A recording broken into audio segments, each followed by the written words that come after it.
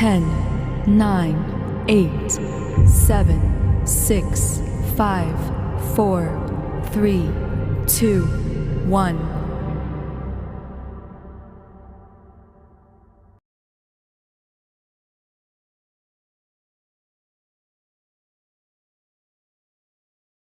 Welcome back, everyone. It was brilliant to see those conversations flowing. Some of you just couldn't stop you talking. What a great sign. Thank you all. Hope you've had a great break. We've just got about 10 minutes now, and we wanted to take a few reflections from some of the facilitators on their conversations.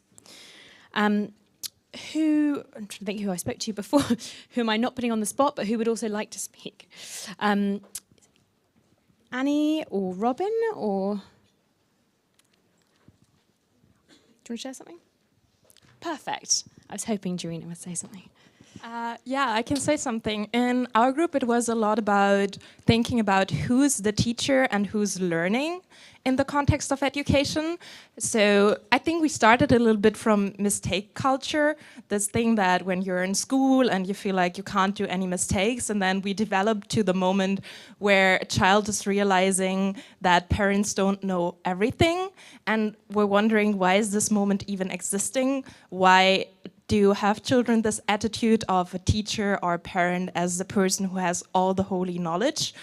And from this point, we progressed to something really rethinking how we want to learn and to make more partnership out of learning. So saying that teachers can also learn from students and students can learn from the teachers, and really being honest about, I don't know something, but I'm happy to find it out together with you, and being honest about that you're not the expert in everything is a really key point in redesigning education. And yeah, I think this was the main message on my table. Yeah. Thank you so much. Would any of the other facilitators like to share something that surprised them or something that came up from the conversation? Yeah, in our table it was like so fun and rich because there was people of all around the world so committed with their project. So it was like a privilege for me as a facilitator also to be with them. And there was like a common sense in our table around to expose children to different fields and to enrich education with a lot of stimulus from them. It's so important to open doors for them, to expose them to different things in order that they discover what they really want to do in life, like their talent inside of themselves. And also from a perspective of inclusion. So that was like a common sense, not shared, but like a vibe in the table. And that was so important by the end in the stage of the commitments. And also an important thing was like to open schools to real life. Not to have like schools under walls, like to let life and community go inside the schools and to be part of learning, and also to take children to out of the schools, to learn outside of the school. So breaking the walls of the schools, it will be also like a big idea of our table. Thank you. Helsinki is definitely the place to be feeling that. Are there any... Cal is smiling.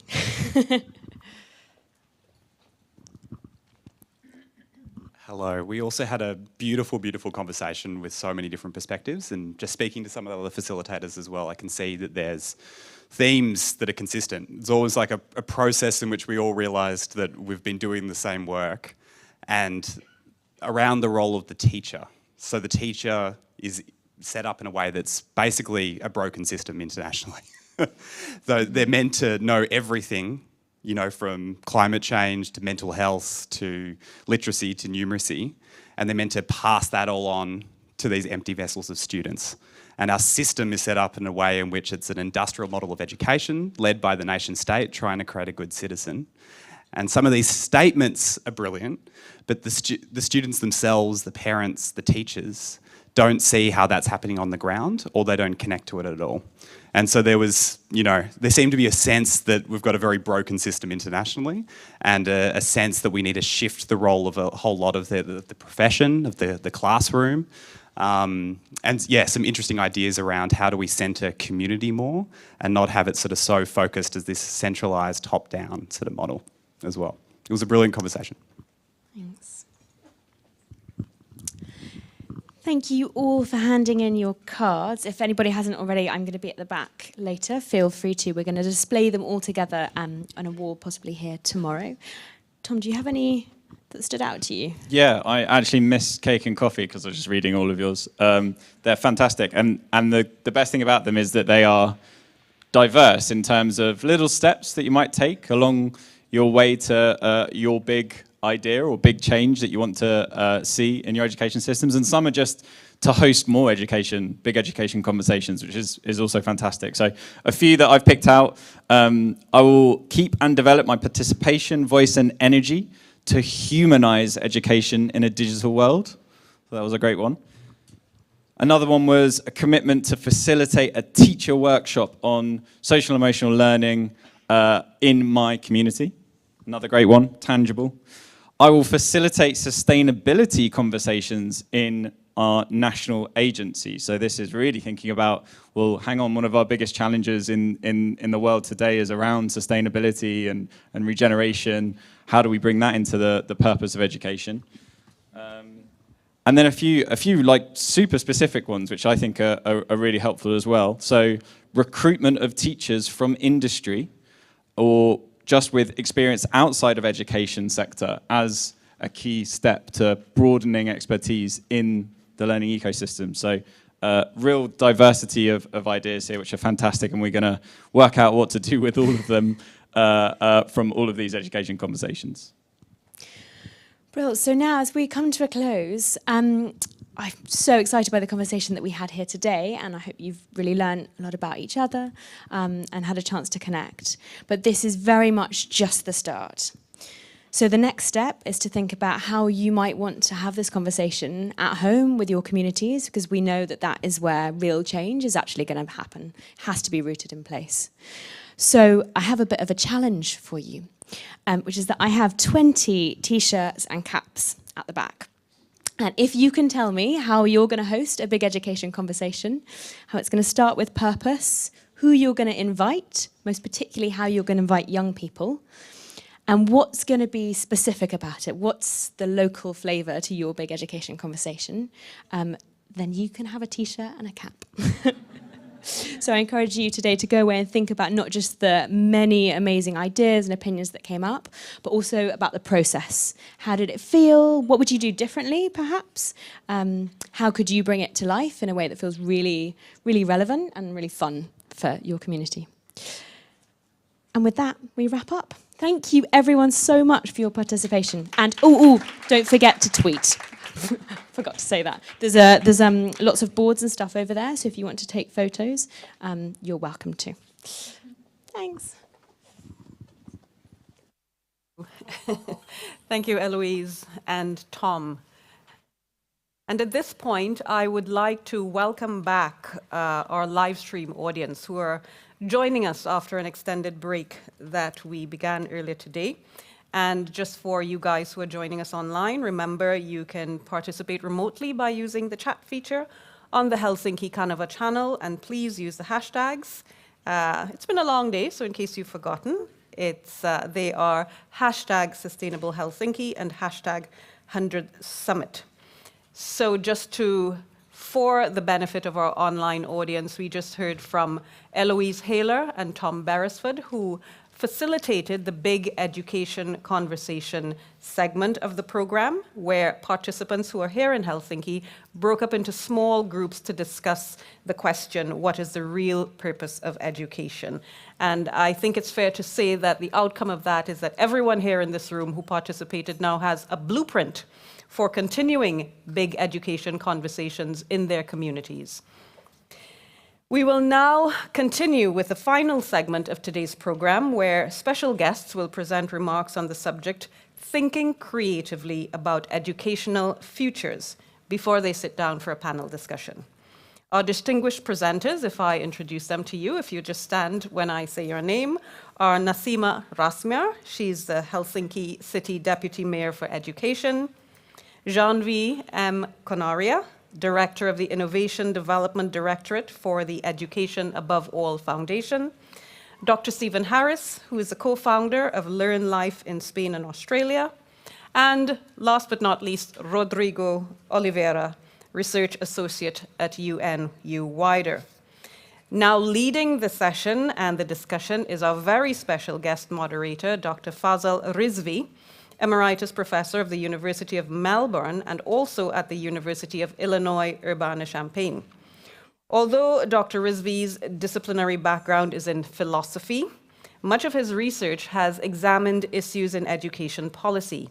His most recent research has focused on issues of identity, culture, the global mobility of students, and theories of globalization and the internationalization of higher education.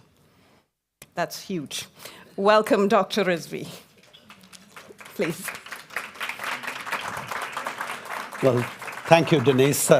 I didn't know that you were going to read the whole thing. You know, I thought there was going to be just one sentence, but just the same. Welcome, everyone, and I'm really pleased to have this opportunity to share of some of my odd ideas, and I hope that the things that I will say will be taken with a grain of salt. But nonetheless, I think they're designed to provoke, they're designed to ask new questions rather than simply sort of repeat things that many of you are already familiar with. Now, I want to start off with an aphorism that it goes back to the 15th century yogi, a kind of a priest who said, "Future is not what it used to be."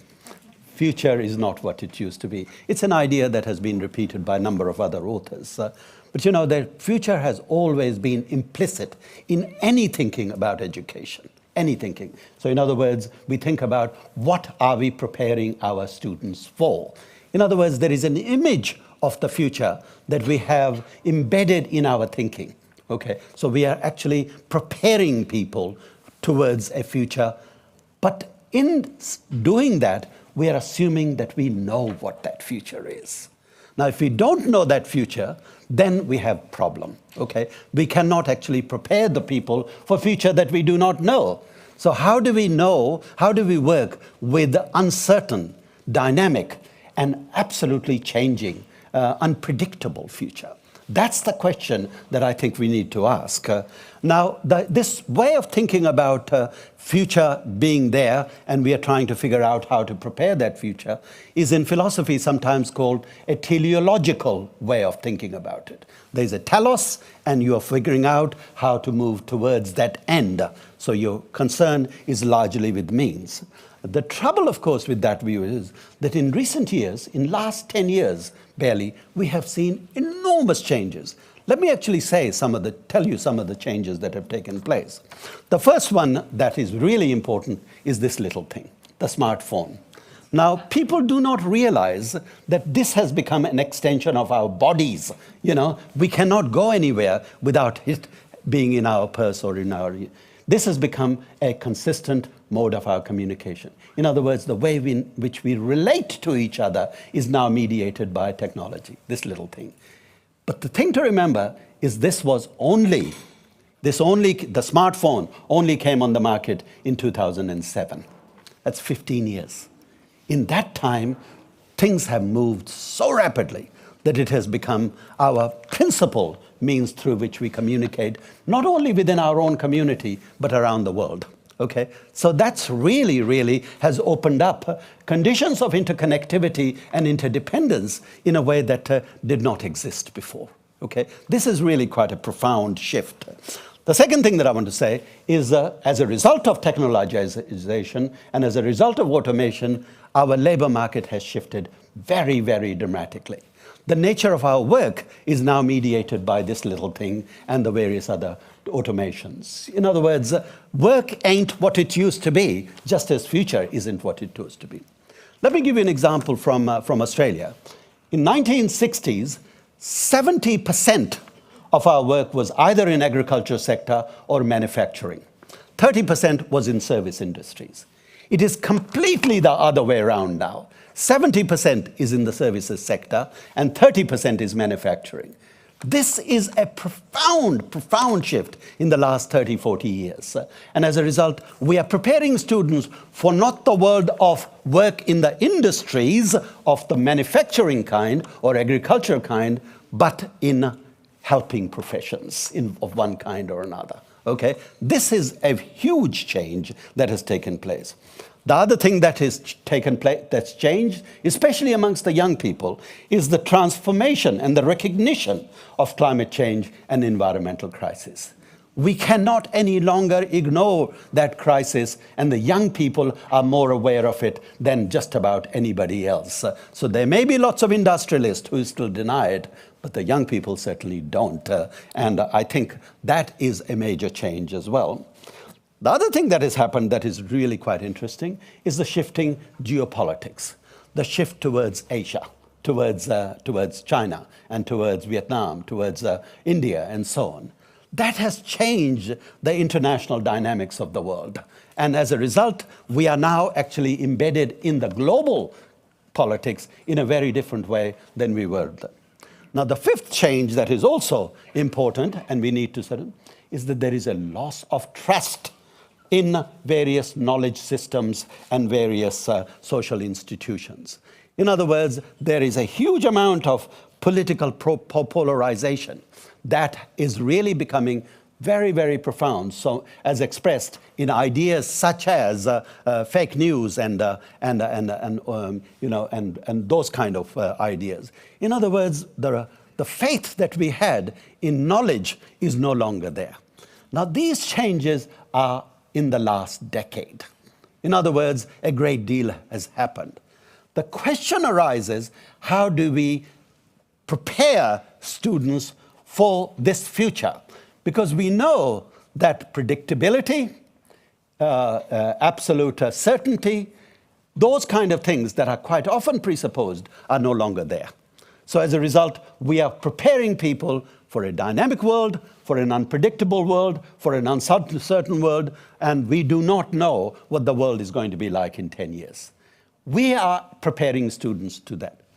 Now, I want to say that the notion of preparation itself may be mistaken.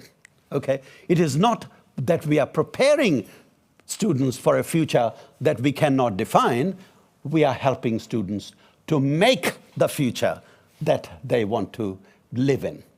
That is a profoundly different philosophical orientation towards education. And this changes the meaning of the word innovation.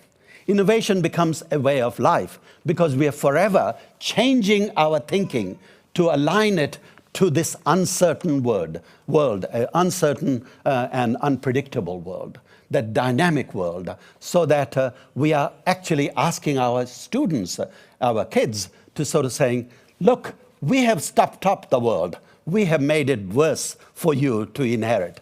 It's up to you to fix it. Now, that is a major, major challenge that we as adults, as teachers, have to actually give to because we are not going to make it. They are going to make it. So the education becomes a question of how do we reorganize our systems and our institutions and our knowledge dynamics so that the students can feel that they have ownership of the future, rather than thinking about future as something that is defined by the adults that they are prepared to inherit. So the metaphor of preparation is something I think we need to think about and see whether it is still appropriate. Or making the future is a much better metaphor than preparing the future. So that if there is one point that I want you to take away from this little talk is to say, prepare to make. What difference does it make? And I'm hoping that my four colleagues are going to help me answer that question somehow. Please come and join me. Nasima, Rodrigo, Stephen, and Janhvi.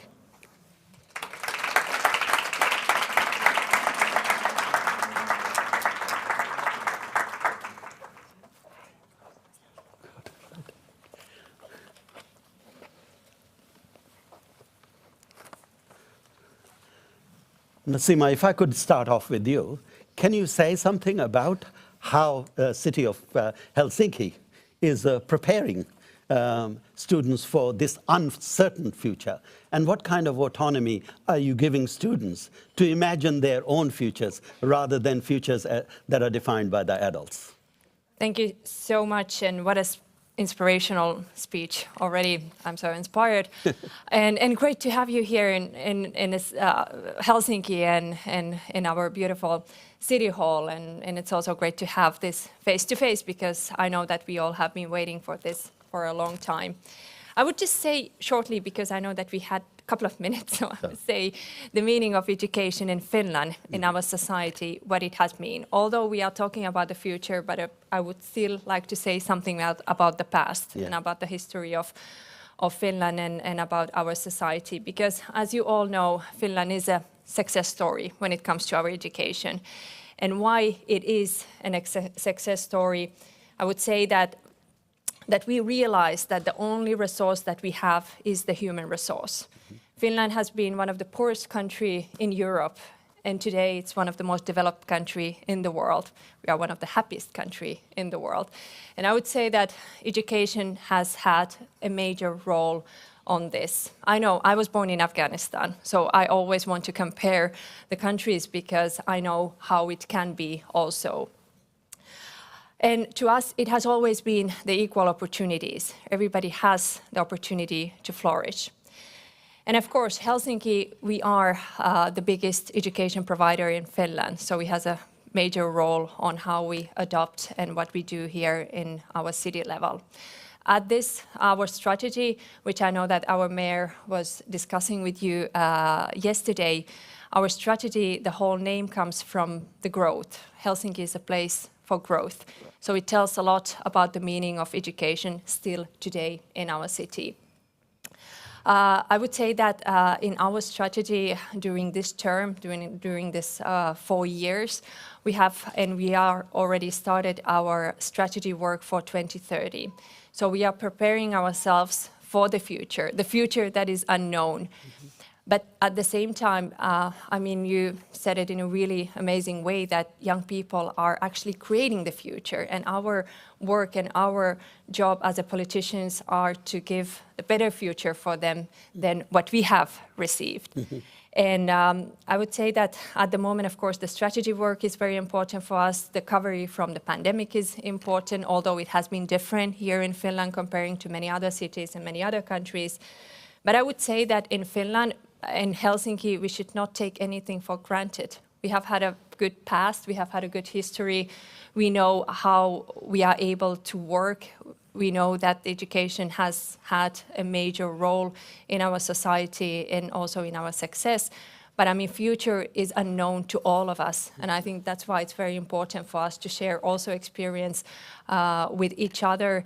And for Finland, I would still say that our success story in the future will be the fact that we keep everyone together, because we know that this is how we can be bigger than what we are as a nation. Well, thank you, Nasima. Stephen, can I ask you, you've had a very distinguished career as principal and as a teacher, and can you say something about how COVID-19 has affected the ways in which we think about the future? Yeah, that's a very interesting question, and it's been one that obviously we've been thinking through as a group today and yesterday. Very, very, very diverse experiences. If I talked about the experience of LearnLife in Barcelona with a team who were competent to be thinking about the future and also very agile in their mindsets, they transitioned in 24 hours from one mode to another mode. But that was because they had the technology, they had the mindset, and they had the skills as a team. It didn't mean they weren't exhausted, but they could do it. But then I'm also very aware from my experience working in Rwanda over a decade that basically the education system in Rwanda had to close down. And it didn't surprise me at all, because if you've got a model that's colonial, teacher out the front and kids absorbing, well then it's a very, very different experience.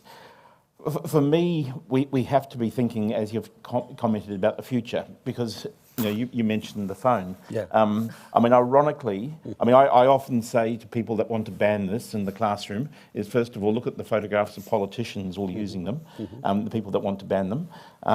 But this is my second brain, and I've got to look after the second brain, and I've got to teach the kids how to use the second brain as well. We don't ban it, because it's actually got a lot of information that I can usefully use.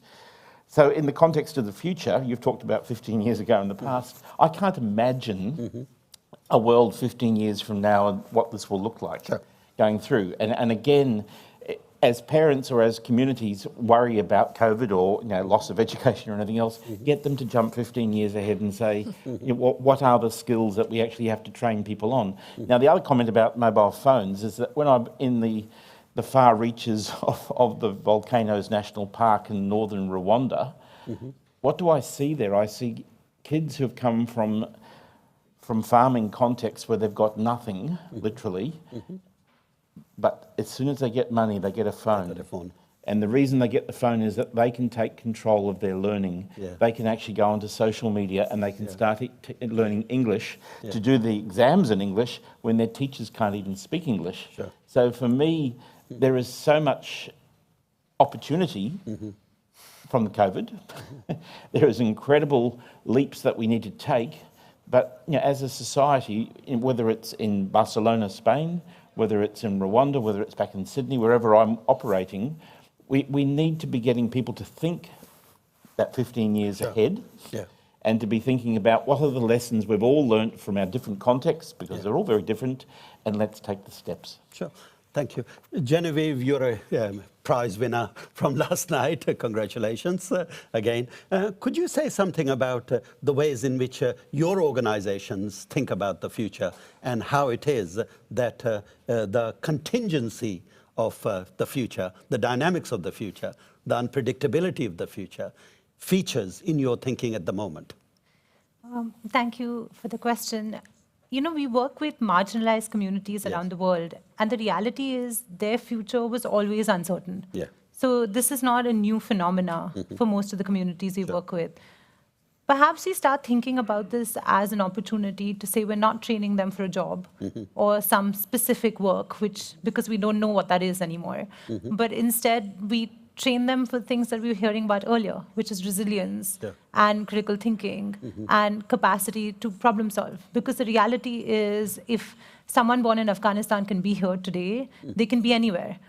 And how do we give them that capability and that support system that they can make their way in a very uncertain world? And what if we make that learning really practical and really relevant for where they are and what they're doing? Because we don't do that. We try and standardize it to an extent where they can thrive in anything. The reality is they are somewhere, and they need to participate fully in the community that they're in and thrive in that community. So how do we do that? And that's something our organization's been doing a lot of, really thinking about how to make relevant learning very useful, relevant, and practical. But the big challenge there is to not be additive. We have this horrible habit as educators to say, we'll also do this. But what do we take out? Absolutely nothing. So we still memorize facts while we have a smartphone in our hands, but we want to learn critical thinking and SEL. And so there are only that many hours in a day, right? And we're packing it all in. And it's stressing our kids out, and they're exhausted. Today we have kids who go to school at 6 a.m. and come back at 6 p.m. What kind of a life is that? And then by the way, we also pack in an hour of free play, because that must be scheduled too. It's insane, right? So I think we need to stop thinking about this as additive and really start thinking about what we take out. And I've been thinking a lot about this as an educator, and I think the biggest relief to this pressure valve, because we as educators feel like we're under pressure to do so much, is perhaps to stop thinking about this as a 12, 13, 16-year journey. If education is truly lifelong, what are we worried about? We'll come back to it. If a child needs to learn something at the age of 20, 30, 40, so what? Let them come back and learn it. Why do we have to teach them everything between the ages of 0 and 21 and that's it? School's over, you're in the life. I really hope I've taught you all the math you ever needed to know. Why? Come back to it, learn it later. I will turn 40 in a few years, and I've been saying this for a really long time. I've been saying this for a really long time. I really want to go back to school, and everyone laughs at me. They're like, but you're on this point in your career. You should, take off from now. This is not the time to go back to school. Why not? Why isn't it the time to go back to school? Okay. Rodrigo, you're an economist. You presumably keep an eye on the shifts in labor market and the nature of work. Have you thought about that and as to how that relates to us rethinking the nature of education to actually align itself to this rapidly changing labor market and rapidly changing economics of work? Yeah, of course. Thank you very much for the question, and thank you very much for having me here. Yeah, I'm an economist, and basically I'm a researcher. And this is a very important question because I have been studying a very important question in Brazil, that is affirmative action policies. So that are basically policies that try to guarantee access for disadvantaged people into the university. And Brazil is a very unequal country, one of the most unequal in the world. And also, we have a very long past of slavery in the country. So, in 2005, one university that was the first, that's located in the first capital of Brazil, a city that has 85% of the population as black or mixed race, they decided to introduce this new policy in the university. So basically 45% of all slots to, when you enter in the university would be reserved for black and mixed race students. And there was this big debate in the country, and can you provide access to people that didn't have the necessary score to enter in the university in the high school? And using the very detailed data and also applying some fancy methods or boring methods that we use in our research, we are able to show nowadays that the first thing that we observe is that those individuals, when they enter the university, they do worst. And this is expected. They had lower background, they came from families that are poorer, they went to worse schools, but by the end of the course, they basically have the same achievements from the students that came from rich families. And the most surprising result was that when we follow those students in the labor market, we observe that they have the same earnings and the same probability of having a formal job. And for me, this is related to some of other talks here, that when we think about education, sometimes we think about education in contexts like Brazil, states that have limited capacity or have limited budgets to offer more policies. We think that education needs to be through policies that take a very long time to make a change. So you need to invest in kids, and this takes time, years, and so at some point in the future, we can make a change. But this policy, this affirmative action policy, showed to me that basically you can make change at any point you want. And now, basically, we are putting in the labor market in Brazil a lot of black and mixed race professionals that act also as a role models for those kids, those black and mixed race kids that are in primary school nowadays. So you have lawyers, you have economists, you have politicians that were benefited by those policies. So I think this is very important because sometimes those kids from lower background, they don't have a perspective about their future because they don't see themselves as that kind of a professionals. Yeah. But now you can change that with a policy later in life. Yeah, sure. Thank you very much. Nasima, Helsinki is committed to this metaphor of growth. Very much. There's the growth of the individual, there's the growth of institution, there's the growth of the nation. What happens when there is a misalignment between those different conceptions of growth? Well, I wouldn't say that because I think it's very... We have very same goal in this, of course, and as a education provider, Helsinki, it do need resources and we do need a budget, and it's always, of course, a political discussion. But I think when it comes to education, we agree very much on the situation and, of course, on the fact that where we are going. But I would still like to, I mean, this was very interesting to hear because the work that we are doing with our strategy 2030, it's exactly what you were saying, because it is very true that the skills that we need in the future we have to think about them already now. What are the skills, resilience, what are the needs, what are the knowledge, but most importantly, how young people today, how they feel themselves, what is the free time activities, how you encourage them, and the environment of our schools. And everything starts already from the early childhood education, which is very, very important in Finland and in our city. But at the same time, it's true that we have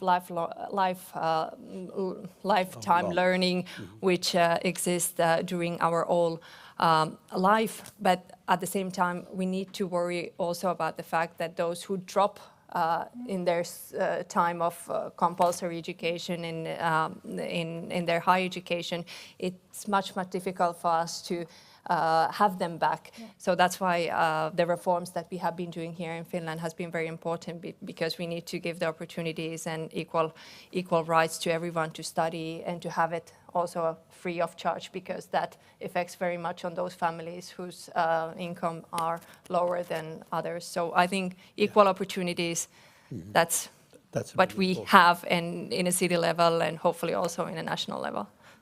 Stephen, you worked in a number of different countries, Spain, Rwanda, and Australia, and New Zealand too, I understand. Is the idea of the future interpreted differently in different cultures, or are there similarities and some generalizations that you can make about a universal characterization of the future for education? Great question, yes. I think the answer has to be yes and no. Right. Yeah, that in one sense, the future is viewed through the culture and the context of each location. If I jump to Rwanda first, I mean, when I first started going there, that was only 15 years after the genocide. And obviously it was step by step, it was year by year going through. And so therefore the concept of their future was very much step, as you're going, but it's also now able to open up. Yeah. If I think about Spain, in the context of LearnLife there, it's the culture, the challenges to do with school dropout rates, the challenges to do with a multilingual society. There are multiple challenges there. But I would say that as part of Europe, there is this perspective of the future going through, but what does that mean? It's very hard for parents to visualise a future that might be, if there's a young baby over here I've seen and heard a few times, that child is going to graduate from university into a world that's pretty close to 2050. Now, we're talking 2030 here, but the children who have been born now, 2050, that's that figure that we've all heard about to do with climate change and a whole range of things. What are we doing now in our education systems to look at 2050? If I then think about, in an Australia and New Zealand context, about the future, again, unfortunately, when you get government changes so frequently, I've also got a British nationality. Oh, good God. You are truly transnational. So I've lived under multiple prime ministers from every country. Okay.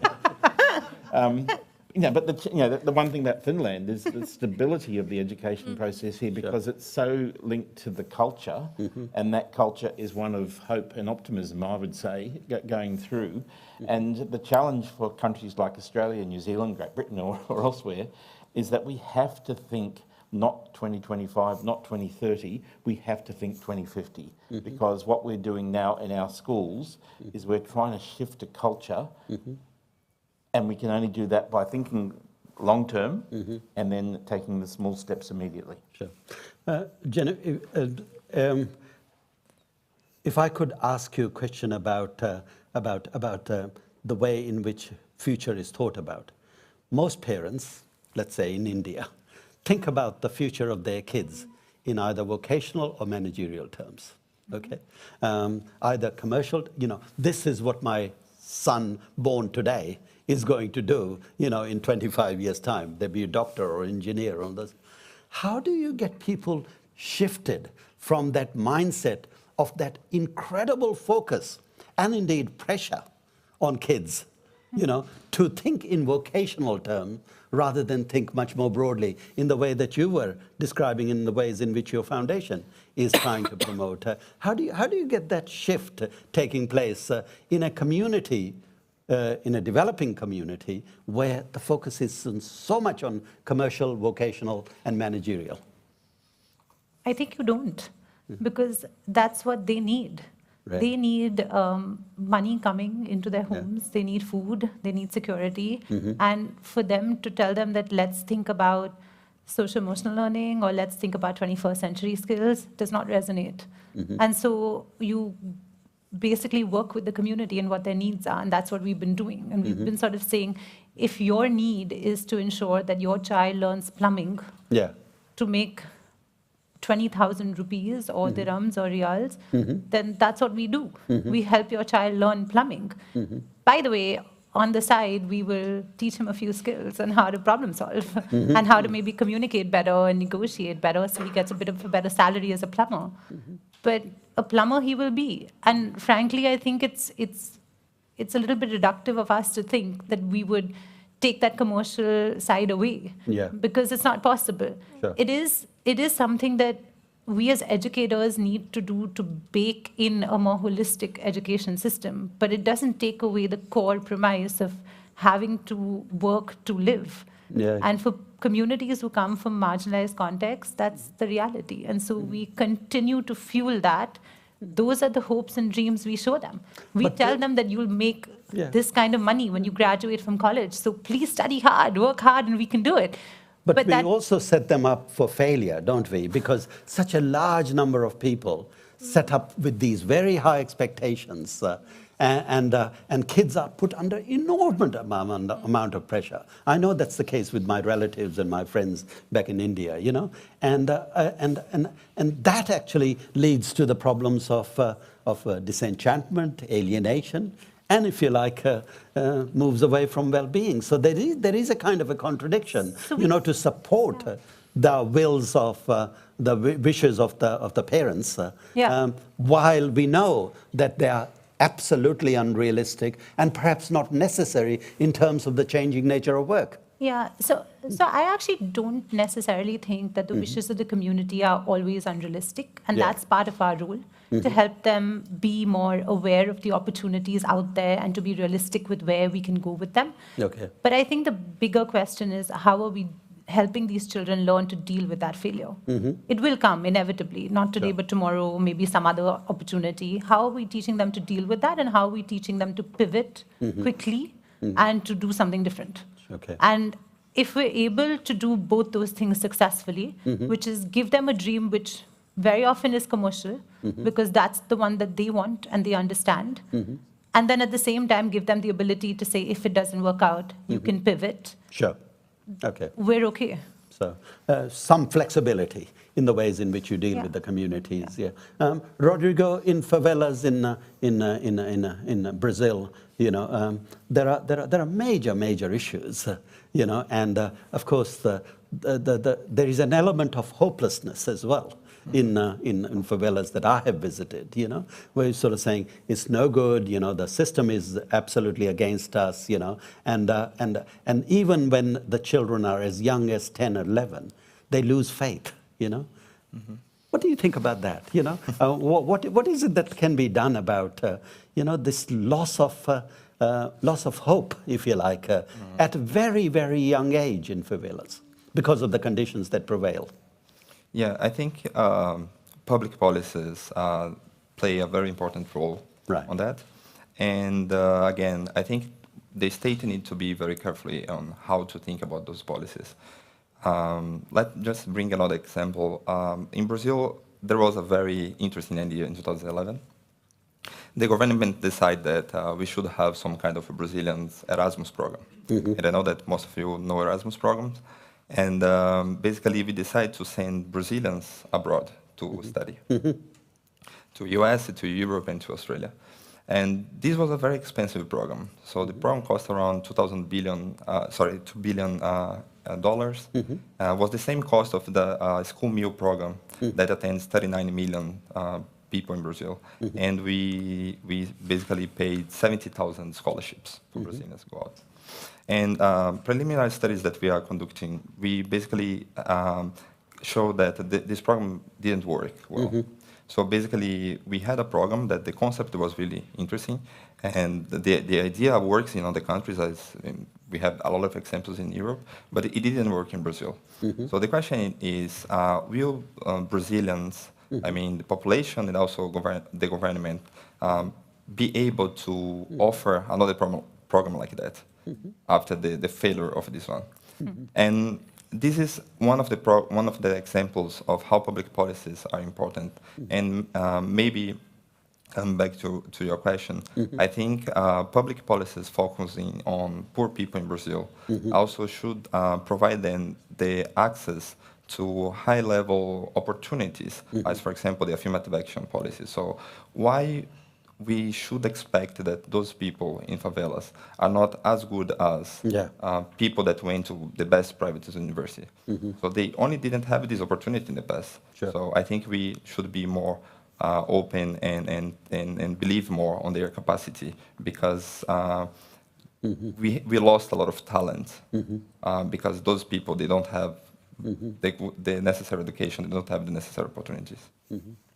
Nasima, I know that Afghanistan is not part of your portfolio here in this building, you know, but nonetheless, as somebody born in Afghanistan, you think about it quite a bit, you know. Is there anything that is being done between city and city relationship that can actually help the conditions of education in a place like Kabul, you know, if it's to become a sister city of Helsinki? What a question. I would say if it's not in my portfolio, it's definitely in my heart. Right, I thought so. And it also breaks my heart. Yeah. The fact that to see, you know, your country where I was born and where still my family lives, where my cousins live, they have totally different rights and different opportunities and very different future. Of course, I would really, and this is why I think this summit is so important. The fact that we are doing well in Finland, in Helsinki, we do have our challenges, but still, all of our schools are good schools. We don't have that kind of mindset that this is a bad school or this is a good school and I'm shopping the schools with my family. So the fact that we have been able to manage and to create something so powerful as education, I think it's really important for us to also give abroad and I think sharing experience. But I mean, it's a great hope. One day, why not to have as a sister cities? Because today we are talking about Ukraine and we are seeing the war also in Europe, which affects very much our young people in a different way, and we are thinking about this kind of opportunities. So I would really want Finland and also Helsinki to think also Europe, but why not countries like Afghanistan? That would be a great thing. Okay. Stephen, do you still continue to work with Uganda, or is that something in the past? In Rwanda. In Rwanda, sorry. Yeah, well, the answer's yes and no. The original project I was involved with was helping the school leaders in the Northern Province have a more innovative approach to learning in a very colonial system. I did that for 10 years working with people.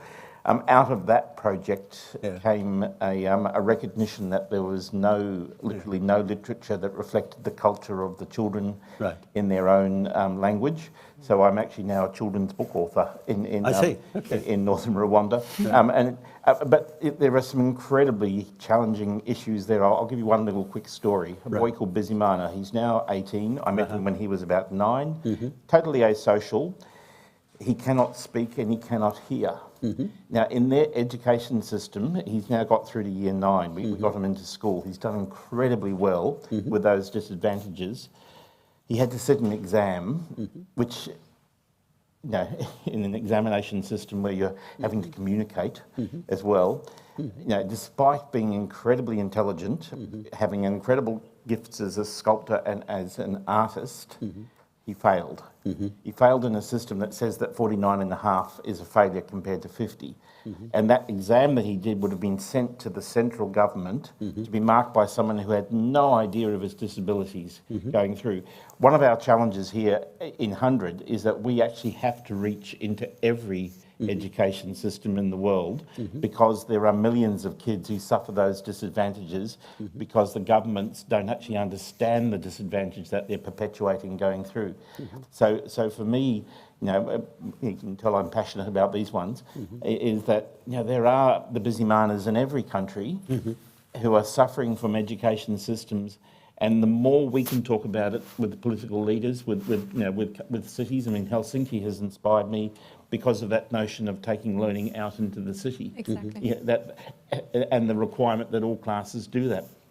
Very simple policy, but profoundly important going through. And I sort of think in the innovation context in sub-Saharan Africa, what would happen if the teachers were told they had to take their 80 kids out of their dingy classroom out into their village? It could be incredibly transformative, and also for the parents who watch it, going through. So I think our message here has to reach not just back to our countries, back to Spain, back to Australia. It has to reach into every country, every politician, because there are so many shallow education policies floating around the world now. Janhvi, that just following up from the question, you work in 19 countries, as I understand. How is it the countries can help each other and borrow from each other and support each other? Is that something that is part of your foundation's thinking about the future, so that you are not only sort of seeing countries as discrete entities, but interconnected and interdependent, a global space, if you like? To be honest, I think we're actually working on in a slightly almost opposite way. So what we're trying to do is actually build, just as you were just saying, the ability to make learning really relevant and localized. So to not be thinking about what does this mean from a global perspective, but what does it mean for you here? A story that we often tell is when we were working on a program in a very rural, tribal, and also sort of communist-dominated area in India during COVID, the children told us that they had never seen an apple to associate with the letter A. So they had no idea what an apple was. What an apple is. And they would just learn A for apple, B for ball, and this was just a common thing, right? And no one ever thought that they may never have seen an apple. So we said, okay, what is an A for? And they said, for arrow. Because they use an arrow and a bow to shoot animals, and they use it to protect themselves, and that's what they know. And so we've actually been working a lot to think about how do we make learning really relevant, practical, and localized. And sometimes all it takes is to listen to the children there and just sort of say, we don't have to change everything, but we can customize it just so that you feel reflected in those stories. So we get other communities where we work with grandmothers who tell their children folk stories. We get the children to reimagine those folk stories in modern day contexts. And so by doing so, we not only preserve that cultural heritage, we get them to write books.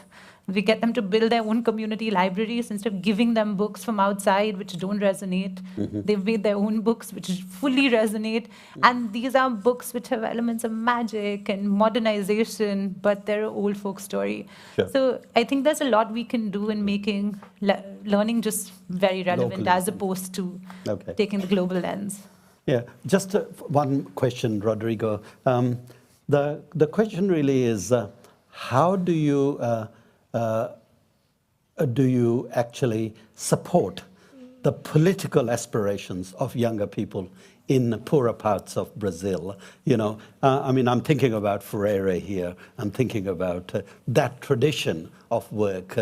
And how has it worked in your experience where people are not only understanding the technical aspects of education, but the curriculum, if you like, but the broader place of education within society? Wow, this is a difficult question. That's what my job is. So I think we had quite experience with these recent policies for not kids, but for young adults in Brazil. And the only thing they need is some kind of opportunity.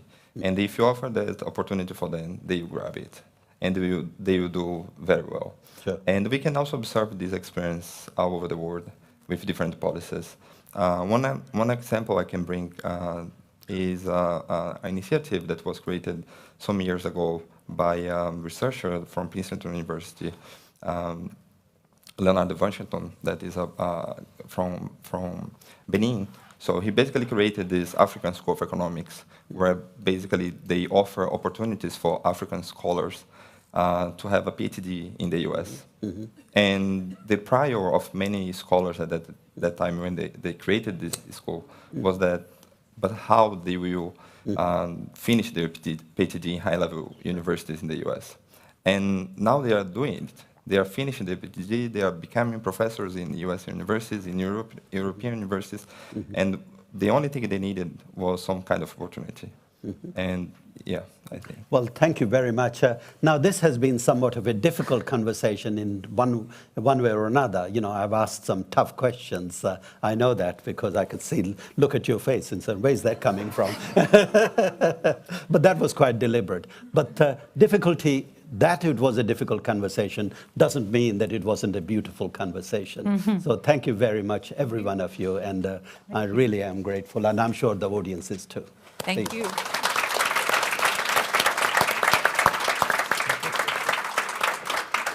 Thank you. Thank you so much, Dr. Rizvi, and our distinguished panelists for your thoughts on how we can and should think creatively about educational futures, and in the words of Dr. Rizvi, sort of prepare our children to create that future themselves. I can think of no better way to wrap up the past 2 days of discussion about the persistent gaps in education attainment that we initially started discussing yesterday, and how we can innovate to help learners find their footing in this new global reality. Really, only by thinking creatively and finding agile and innovative solutions will we be able to inspire all learners to reach their true potential and to remake this world. There's a role for everyone to play in achieving SDG 4 in the very little time that we have remaining. And that's why it's been so encouraging to see representatives of all segments of society here today coming together to find ways forward, to rally each other and to rally the children to reach the finish line and to go beyond that as well. Thank you all for being present, for being intentional, for being open and committed during these conversations. And I'd just like to leave a parting note about this venue where we're having these conversations. So in the city of Helsinki, in the city hall, it's called the Event Square. And I don't know how many of you know this, but this is actually a public space. Members of the public can come in, they can spend time here. Very often this space is booked for events for free. The members of the public can book this space for free events. And really what this signifies, I think, in Helsinki is how the people are at the heart of what's happening here in City Hall. And so I can't think of a more fitting location for this kind of conversation. And thank you all for coming into the mayor's living room, so to speak, to share your thoughts and your ideas with him. And on a parting note, I'd like to say, this is for our in-person audience, there is a water bottle that has been separated from its owner. It's a black water bottle, and if you're missing it, okay, there you go. You should just go over there and you can find your water bottle.